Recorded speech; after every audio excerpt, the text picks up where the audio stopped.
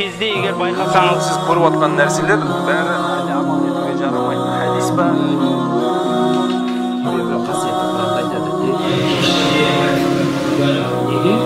Себебі олар бізге айтты. Ол қандай нәрсе білесіздер біз? Ішпейді, жемейді, шаршамайды, ұйықтамайды. Олар нәпсі деген бұл. Ассаламу алейкум ва рахматуллахи ва баракатух. Құрметті мұсылман ағайындар. Өткен бабу зиярат құбурды жалғастырамыз. Жаназа бабынан өттік бір неше мәселелерді. Бір мұсылман қайтқанда түгел мұсылмандарға 4 міндет жүктеледі. Оларды айтып өттік. Алла субхану ва тағала біздерді, мұсылмандарды бір әдемі сипатымен сипаттап жатыр Құранда. Оның қандай сипат? Умматал васат. Біз орташа үмметпіз. Орташа үмметпіз. Көп мәселелерде ихтилаф болған басқа үмметтерде біреулер жоққа шығарып мүлде, біреулер қатты кеткенде біз ортасын ұстанамыз. Өз үмметтің ішінде де көптеген мәселелер бар. Мысалы, оның бірі зияратыл құбур. Қабір зиярат ету. Оған ислам үмметінде екіге бөлінген. Біреулер қатты кетіп қалған, қабірді зияраттау парыздай көрінеді оларға. Яғни қабірдің басына бармаған адамды қатты сипаттармен сипаттайды. Қабірға бармайды екен, мынау осындай екен, мынау әулиеге сенбейді екен. Оны бір исламның бір шарттарының бірі біледі. Яғни оны жасамаған адамды қатты бір жаман сөздермен айыптайды. Екіншілер мүлде баруға болмайды, барған адам ширк жасап отыр, барған адам мушрик. Яғни біз Алла субхану ва тағала қалай Құранда бізді сипаттады, орташа үммет деп, сол сипатымызды ұмытып кеткенбіз. Әрбір мәселеде де, қандай мәселе болмасын, біз орташасын, үмметтің орта жолын ұстануымызға міндеттіміз. Біреулер ханафи болып жүреді, ақидасы ойы такфир ақидамен жүреді. Өзі ханафи мазхаб. Өзі намаз оқығанда ханафи мазхабтың намазын оқиды, бірақ ақидасы ойы такфир. Мынау намаз оқымайды, ол қалай біз мұсылман деп айтамыз? Намаз оқымағанды мұсылман деуге бола ма? Ол қалай зияратқа барады? Ол зияратқа бару бола ма? Ол ширк емес па? Ол Аллаға ширк қосу емес па? Деп өзін ханафимін деп, бірақ ақидасы ойы такфирге кіріп кеткен. Қараңыз. Яғни ең ұлы керемет дейді. Ғұламалар айтады. Керемет әулиенің қолынан шығатын нәрсе. Әулиенің қолынан көрінетін нәрсеге керемет деп айтады. Керемет деген әрбір адамның қолынан істелмейтін амалды керемет деп айтады. Керамат дейді. Алла субхану ва тағаланың құрметте қолында сондай бір амалдарды көрсетеді. Ең ұлы керемет истиқамат шариат дейді. Шариғатта орташа жолды ұстану ең ұлы керемет. Орташа болу. Қазір сәләфилер неге қаңғып жүр? Сәләфиттер қаңғып жүрген себебі жаңандай. Мен анау ширк, мынау бидат, оның фатуасының түбі жоқ. Біреулер қатты жеңілдетіп жібереді. Бидатты, харамды, мысалы, оның бір мысалы өткенде бір музыка мәселеден бір сөз болды. Музыка халал деп айтады. Қараңыз, музыка халал деген бір ойыншық мәселе емес. Халал деген шариғатымызда бір харам, бір халал бар. Үшінші мубах деген сөз бар.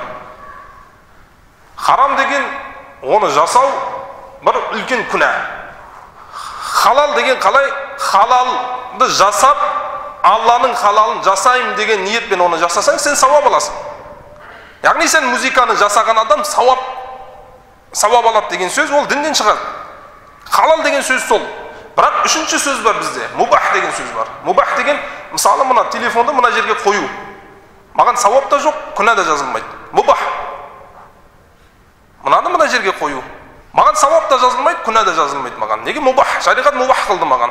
Рұқсат берді. Бірақ халал деген бір сөз бар.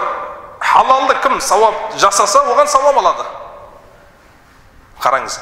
Алла субхану ва тағаланың харам еткен нәрсесін сондай жеңілдетеді бұлар. Оны халал қылып қояды. Мубах та демейді, халал дейді бұл дейді.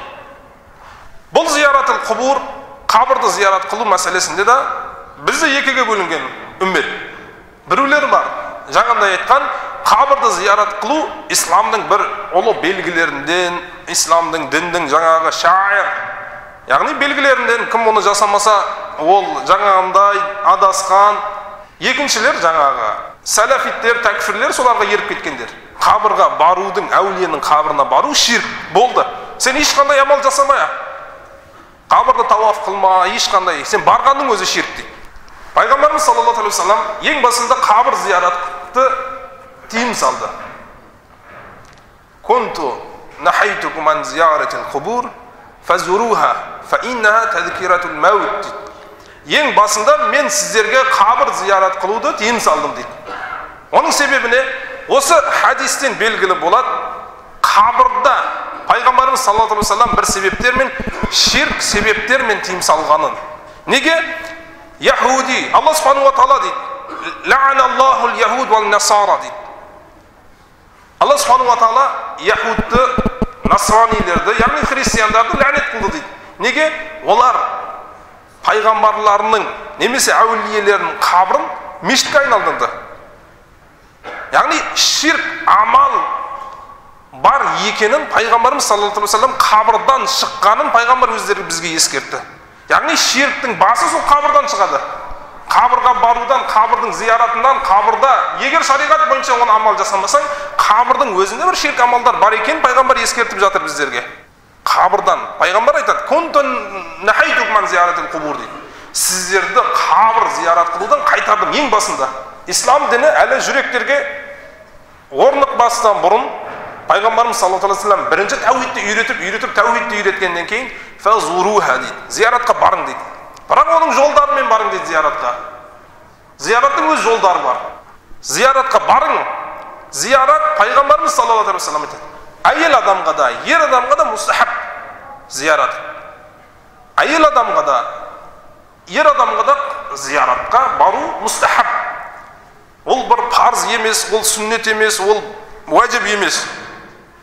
Қабірға бару мустахаб зияратқа қылу. Ода да ғұламалар екі ниетмен баруға болады. Одан артық ниетке болмайды.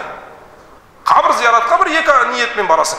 Бірінші тәзкиратул маут, өлімді, тәзкиратул ахира, ақиретті еске алуға ең бірінші мақсат бізге. Қабірға барғанда сол ниетмен баруға болады. Мен барғанда ақиретті, өлімді, сахабалардан көп ондай оқиғалар келеді. Мысалы, Усман радиаллаху таала анху қабірдің басына барып, таңға дейін жылайтын болған. Сондай жылап, сақалы ылғал болатын болған. Неге? Бұл бірінші мәнзел, бірінші үй ақиреттің үйлерінің бірі. Осыдан аман есен құтылсақ, Алланың есебінен де аман есен құтыламыз деп, сол қабірді ойлаған. Ең бірінші мақсат қабірді, ақиретті ойлау керек. Екінші мақсат дейді. Екінші мақсат, қараңыз, сол жатқан қабірға сауап бағыштау. Оған қабірда жатқан адамға сауапты немесе пайда беру ниетмен баруға болады. Оған хадис пайғамбарымыз саллаллаху алейхи ва саллям айтады: "Кунту нахайтукум ан зияратил қубур фазуруха вадж'алу зияратакум лаха салатун алейхим ва истигфаран лахум." Сіздің барған оқыған Құраныңыз оларға салат болады дейді. Оларға рахмат болады дейді қабірда жатқан адамдарға. Яғни оларға пайда болады. Ва истигфаран лахум. Оларға кешірім, Алладан кешірім болады дейді. Сіздің барып сол жерге зиярат қылғаныңыз олардың Алланың рахматын жаудырады. Екінші, оларға кешірім болады дейді Аллаға дейді. Алладан кешірім болады дейді оларға дейді. Екі мақсат. Кейбір ғұламалар әулиені зиярат қылғанда үшінші мақсатты да қосқан. Әулие адамды зиярат, мысалы біздерде әулиелер бар. Қожа Ахмет бар, Бекет ата бар.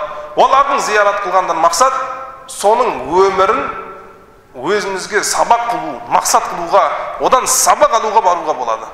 Мысалы, осындай адам болды, осындай қызметтерді жасады, дінге осындай қызмет қылды. Соның өмірін өзімізге сабақ қылуға болады барған. Осыдан артық қандай ниетпен баратын болсаң, шариғатта мәрдуд. Ондай ниет жоқ шариғатта.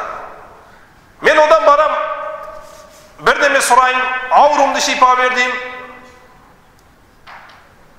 Керек десең, қабірдің басына барып, садақа беруге де болмайды. атамдың пәлен жылы болды, ағайындар болып садақа берейін демедік. Болмайды. Пайғамбарымыз саллаллаху алейхи ва саллям айтады: "Вала ақра фил ислам" дейді. Ақыр исламда жоқ дейді. Ол не дегенде? "Зубиха шатун ау бақаратун индал қабр" дейді. Бір қойды, бір сиырды алып, қабірдің басына барып, соны сойып, соны садақа қылып, тірілей, жаңа шикілей тарату, немесе оны тамақ қылып тарату да болмайды дейді қабірдің басында. Қабірдің басында садақа беретін орын емес. Ақыры исламда жоқ. Яғни қабірдің басына барып садақа беру бізде жоқ. Мәрдуд. Ондай ниеттің баруға болмайды бізде. Менің ағайындарымның, білмеймін, атамды таптық, атамның қабірі кеше таптық, оны садақа бермесек болмайды, немесе ағайындар жиналып отыр, бармасам ұят болады. Ақыры исламда жоқ.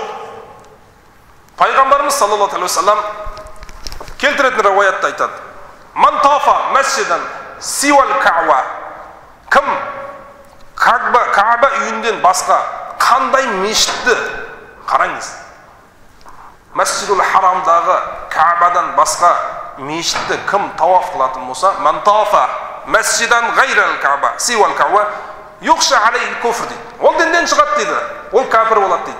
Қараңыз, қабір деген жоқ мына жерде Пайғамбарымыз саллаллаху алейхи ва саллям. Кім Каъба үйінден басқа мешітті тауаф қылса да дінден шығады дейді. Ол кәпір болады дейді. Кәпір болды ол. Оның әйелі талақ болады. 3 талақ. Кім Каъба үйінден басқа мешітті, Алланың үйін тауаф қылатын болса да дінден шығады ол. Сен қабір емес ол. Қабір бір құрметтейтін бір орын емес. Қабірдан сабақ алатын орын. Ақиретті еске алатын орын. Оны құрметтейтін, оны дәреже көтеретін орын емес. Онда шариғат бойынша біздерге орташа жолды көрсетті. Қабірдан бізді тыйым салынған жоқ зияратынан.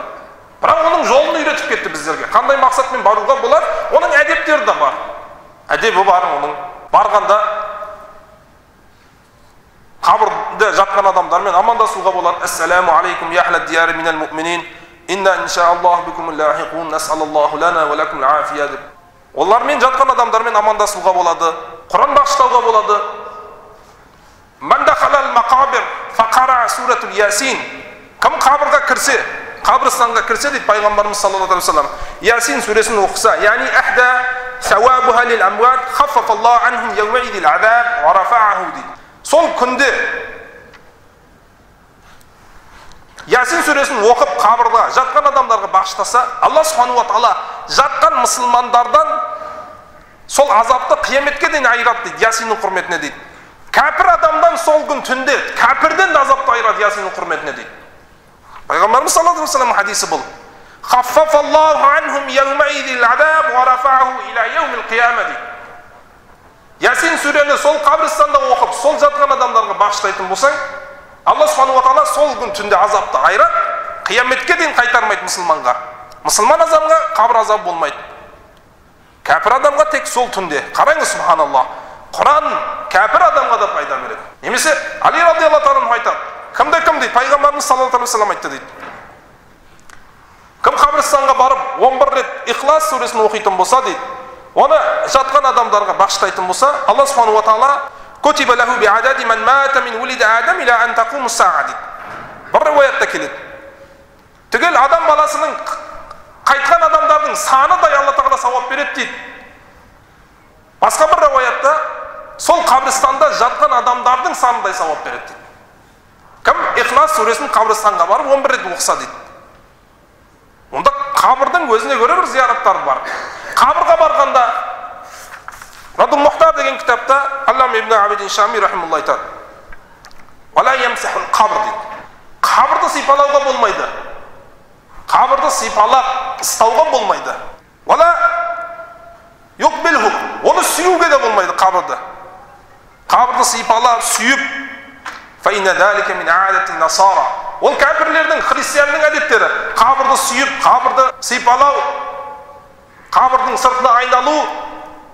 Ең маңызды арамызда мин аадати насара деп келтіреді. Радул Мухтарда келтіреді, Фатхул Гадирде келтіреді. Ол шам жағу, шыра жағу. Имам Термизи рахималла келтіретін хадисте Пайғамбарымыз саллаллаху алейхи вассалам ла'аналлаху, Алла субхану ва тағала ләнет қылды дейді. Кімді бірінші? Ең басында қабырдарды зиярат қылатын әйелдерді ләнет қылды. Енді одан кейін рұқсат берді. Бірақ сол хадисте келтіреді. Одан кейін қабырдарды таваф қылатын адам ең соңында ва алейхи суруж дейді. Қабырдардың басына барып шыра жағатын адамдарды пайғамбарымыз саллаллаху алейхи вассалам ләнет қылды дейді. Имам Термизи келтіретін хадисте, сахи хадисте. Қабырдың басына барып шыра жағу ол христиандардан кіріп кеткен бізге.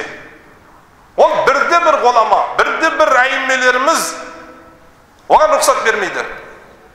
Қабырдың басына шыра жағу деген жоқ бізде. Міне, қабырдың вала ямсахул қабр вала юқбилху, оны жаңағыдай сипалауға, оны сүюге болмайды қабырды. Фа инна залика мин аадатин насара. Ол христиандардың әдеті. Христиандардың амалы қабырды сипалау, қабырды сүю, қабырды таваф қылу. Егер қабырды таваф қылатын болсаң, діннен шығып кетесің. Қабырды таваф қылатын болсаң, діннен шығып кетесің. Сондықтан зияратта бір орташа жолды ұстануымызға міндеттіміз. Жаңа уахабилер сияқты мүлде жоққа шығаруға болмайды онда. Қабырға барған адамның өзі мүшрик, қабырға бардың, болды Аллаға серік қосқаның болды дейтін болсаң, ол сен ифратқа кіріп кеткенсің. Шариғатпен бір-бірде жүру керек. Одан асып кетуге де болмайды, одан артта жүруге де болмайды. Ифратқа да кіріп кетпеу керек, тафритке де.